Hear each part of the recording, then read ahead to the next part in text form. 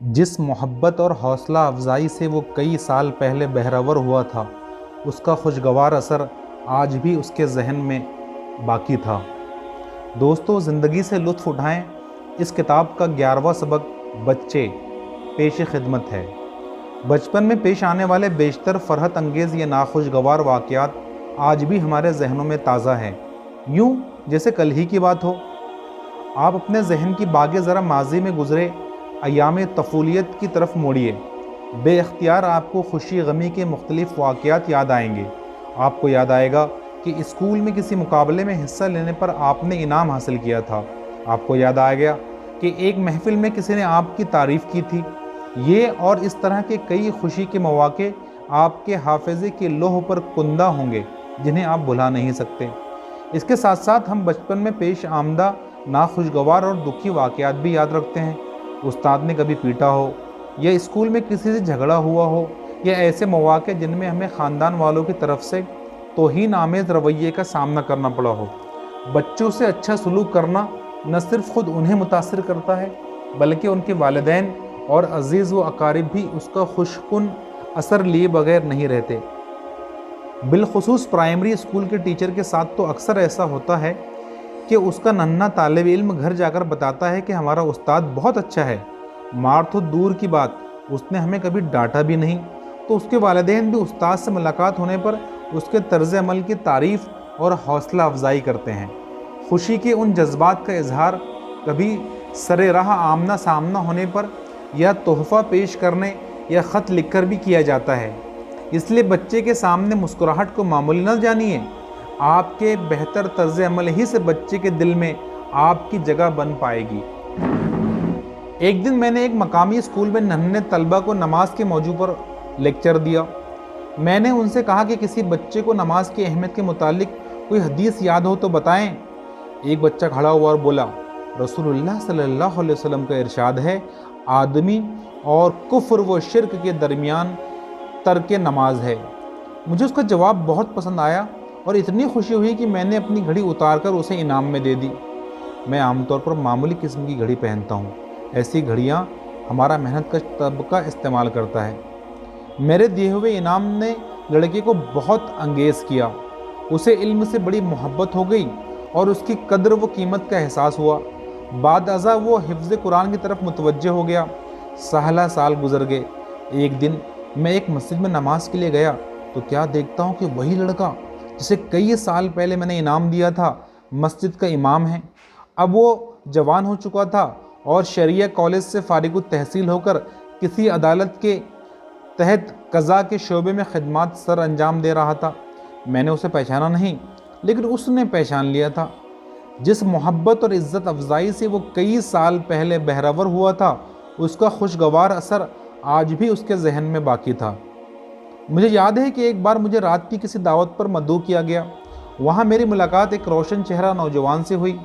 उसने बड़ी गर्म जोशी से मुझे सलाम किया और बताया कि एक मौके पर आपने हमारे स्कूल में लेक्चर दिया था। तब मैं बहुत छोटा था। मेरी आदत है कि मैं बच्चों का कुछ ज़्यादा ही एहतराम करता और उन्हें बड़ों से ज़्यादा अहमियत देता हूँ। उनकी मीठी बातें जो अक्सर गैर रहम होती है, बगौर सुनता हूँ। मेरा एक दोस्त है जो मुझसे कभी कभार मिलता है। जब भी उससे मेरी मुलाकात होती है, उसका छोटा बच्चा उसके साथ होता है। मैं अपनी आदत के मुताबिक नन्हे से प्यार करता हूँ और उससे दोस्ताना रवैया रखता हूँ। एक रोज़ मेरा यही दोस्त मुझे एक बड़ी तकरीब में मिला। उसका बच्चा भी उसके साथ था। दोनों बाप बेटा ने मुझे सलाम किया। फिर मेरा दोस्त कहने लगा, यार तुमने मेरे बच्चे पर क्या जादू कर दिया है। चंद दिन पहले उसके उस्ताद ने तलबा से पूछा था कि वो मुस्तकबिल में क्या बनना पसंद करेंगे। एक ने कहा मैं डॉक्टर बनूंगा, दूसरा कहने लगा मैं इंजीनियर बनूंगा, और मेरे बच्चे ने कहा मैं आरिफी बनूंगा।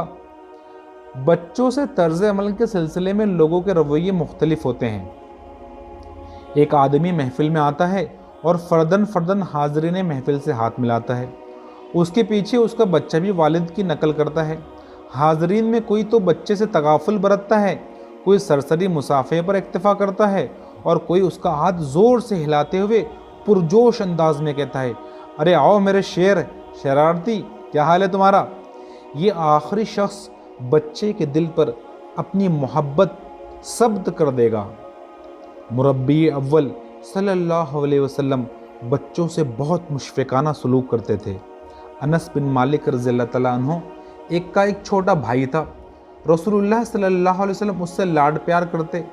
آپ اسے ابو عمیر کی کنیت سے پکارتے تھے۔ ننھے کے پاس ایک پرندہ تھا جس سے وہ کھیلتا تھا۔ پرندہ مر گیا۔ اس کے بعد رسول اللہ صلی اللہ علیہ وسلم اس سے جب بھی ملتے پیار سے کہتے ابو عمیر، وہ نغیر یعنی بلبل کا کیا ہوا؟ زینب بنت ام سلمہ کو رسول اللہ صلی اللہ علیہ وسلم محبت سے پکارتے یا زوینب یا زوینب۔ رسول اللہ صلی اللہ علیہ وسلم کھیلتے بچوں کے پاس سے گزرتے تو انہیں سلام کہتے۔ آپ صلی اللہ علیہ وسلم انصار کے ہاں جاتے تو ان کے بچوں کو سلام کہتے اور ان کے سر پر شفقت سے ہاتھ پھیرتے۔ رسول اللہ صلی اللہ علیہ وسلم کسی میرکے سے واپس آتے اور بچے آپ کا استقبال کرتے تو آپ انہیں سوار کر لیتے۔ مسلمانوں کا لشکر جنگ موتا سے لوٹا تو رسول اللہ صلی اللہ علیہ وسلم اور اہل مدینہ نے ان کا استقبال کیا۔ مدینہ کے بچے بھی دوڑے گئے اور غازیان اسلام سے ملاقات کی۔ رسول اللہ صلی اللہ علیہ وسلم نے بچوں کو دیکھا تو فرمایا بچوں کو اپنے ساتھ سوار کر لیں، عبداللہ بن جعفر مجھے پکڑا دیں۔ عبداللہ بن جعفر بن ابی طالب کو لایا گیا۔ آپ صلی اللہ علیہ وسلم نے اسے سواری پر آگے بٹھا لیا۔ رسول اللہ صلی اللہ علیہ وسلم ایک دن وضو کر رہے تھے۔ ایک 5 سالہ بچہ محمود بن ربی آپ کی طرف آیا۔ آپ نے منہ میں پانی ڈالا اور بچے سے دل لگی کرتے ہوئے اس کے منہ پر کلی کر لی۔ رسول اللہ صلی اللہ علیہ وسلم بڑے ہسمکھ اور حشاش بشاش تھے۔ آپ سے مل کر لوگوں کے دل سرور و انبساط کی خوبصورت جذبات سے بھر جاتے۔ آپ کی محفل میں بیٹھا کوئی آدمی اکتاہٹ کا شکار نہیں ہوتا تھا۔ ایک دن کوئی آدمی سواری کا جانور مانگنے رسول اللہ صلی اللہ علیہ وسلم کے ہاں آیا۔ آپ نے اس سے کہا میں تو آپ کو اونٹنی کا بچہ دوں گا۔ آدمی کو قدر تعجب ہوا کہ اونٹنی کا بچہ اس کا بار کیوں کر اٹھائے گا۔ اس نے کہا اللہ کے رسول صلی اللہ علیہ وسلم اونٹنی کا بچہ لے کر میں کیا کروں گا؟ رسول اللہ صلی اللہ علیہ وسلم نے خوش طبعی سے مسکراتے ہوئے جواب دیا اونٹ بھی تو اونٹنی کا بچہ ہی ہوتا ہے۔ ایک دن رسول اللہ صلی اللہ علیہ وسلم ہنستے ہوئے انس کو بلایا، او 2 کانے والو، او 2 کانوں والے۔ ایک روز ایک عورت اپنے خاوند کی شکایت لے کر آئی۔ آپ نے اس سے فرمایا آپ کا خاوند وہی ہے نا جس کی آنکھوں میں سفیدی ہے؟ وہ عورت گھبرائی۔ اس نے سمجھا کہ اس کے شوہر کی نظر جاتی رہی ہے۔ عربی زبان میں آنکھوں میں سفیدی ہونے سے مراد اندھا پن بھی ہے۔ اللہ تعالیٰ نے بھی یہ تعبیر استعمال کی ہے۔ یعقوب علیہ السلام کے متعلق فرمایا اور اس کی آنکھیں غم کے مارے سفید ہو گئی یعنی اندھی ہو گئی۔ وہ عورت گھبرائی ہوئی واپس گھر گئی اور اپنے خاوند کی آنکھوں کا معائنہ کرنے لگی۔ خاوند نے پوچھا تو اس نے بتایا رسول اللہ نے کہا ہے تمہاری آنکھوں میں سفیدی آ گئی ہے۔ اس کے خاوند نے اپنی بیوی کے بھول پن پر مسکراتے ہوئے کہا اری بھلی مانس، تجھے رسول اللہ صلی اللہ علیہ وسلم نے یہ نہیں بتایا کہ ان آنکھوں کی سفیدی ان کی سیاہی سے زیادہ ہے؟ اس کا یہ مطلب تھا کہ ہر انسان کی آنکھوں میں سیاہی اور سفیدی ہوتی ہے۔